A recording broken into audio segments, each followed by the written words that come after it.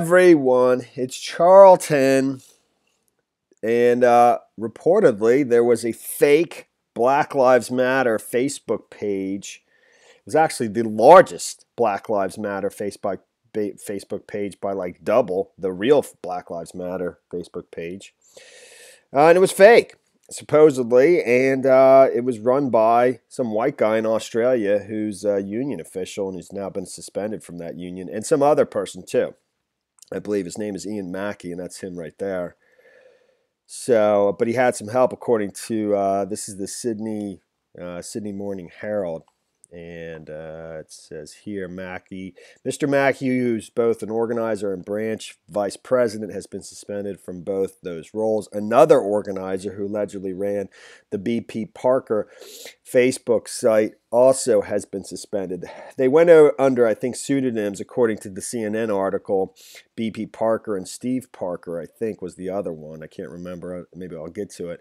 That were administrators of the website. And according to CNN, they went back and forth with Facebook for more than a week before Facebook finally suspended the administrators. And according to CNN, it was actually the guy that took down, well, after they contacted Ian Mackey, they said the site came down.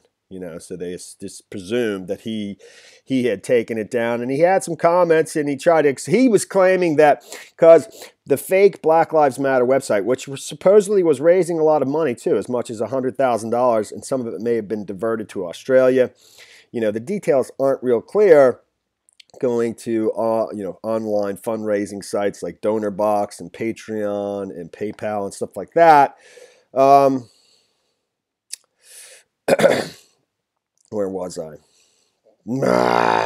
So he was the Facebook page was directing a lot of traffic to other websites, other Black Power, Black Lives Matter websites that were registered to this person, Ian Mackey. And initially, his information was out there just for days before it was marked private, something like that. So, but he's claiming he just buys and sells domains, and that, I think they asked him for comment, and after, they contacted him, the site came down, and he said, you're going to run your story anyway, something like that. So, but it's just remarkable. And actually, today, Zuckerberg is testifying before Congress, not with regards to this, but I think it's the Cambridge situation and sharing of millions of people's private data and stuff like that.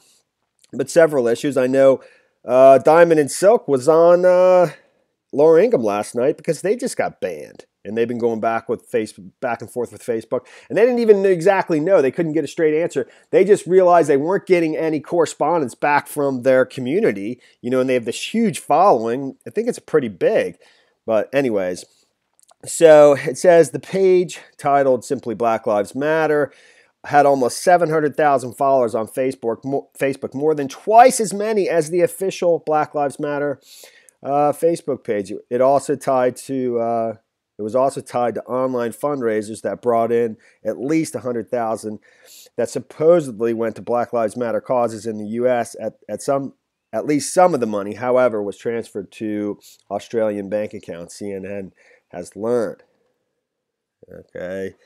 There's a ton of information. I've gone through this, and it gets really, windy and weavy, so I don't want to just bore you, with it. Honestly, I already did this once, and it just goes on and on. The Facebook page, separate from Facebook's suspension of it, apparently taken down by a person who administered the page shortly after CNN contacted one of the Australian men who may be associated with it. Black Lives Matter appears to have been set up sometime in 2016. And it's Black Lives Matter 1. And the Ian Mackey, this person, I forget if I even showed his picture, had registered several websites. Like I said, one of them was Black Fist Power, I think, and that redirected to blacklivesmatter1.com.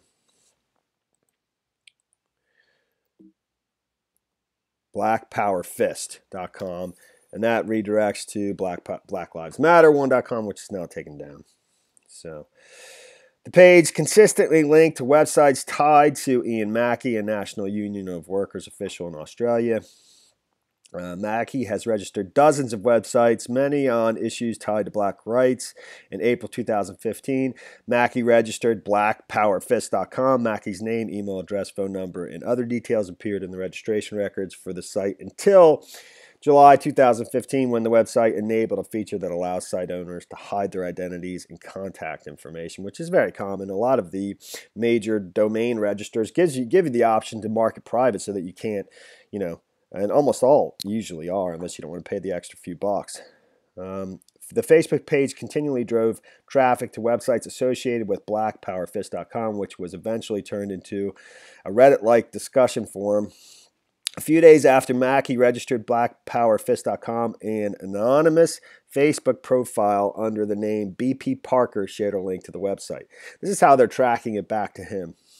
And then there was another administrator, an anonymous account under the name Steve Parks, linked to that same link to another site first registered by Mackey. The people behind the websites and the Facebook page also encouraged people to donate through various online fundraising platforms, including DonorBox. They reached out to him, and he spoke. CNN reached out to Mackey last month to ask about his involvement with Black Lives Matter Facebook page. He denied running it.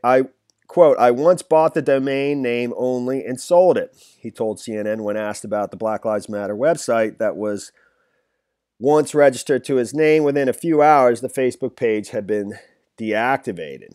He declined multiple opportunities to clarify his role. Quote, what is the point in speaking to you given that you are going to run your story either way? He wrote in one message to CNN. Over at the Sydney Morning Herald, similar, speaking to CNN, Mr. Mackey denied running the Black Lives Matter Facebook page and said buying and selling of domains was a personal hobby. He admitted that he once purchased the domain name for such a website but later sold it. But it's pretty remarkable that, if you support the right causes in the eyes of some,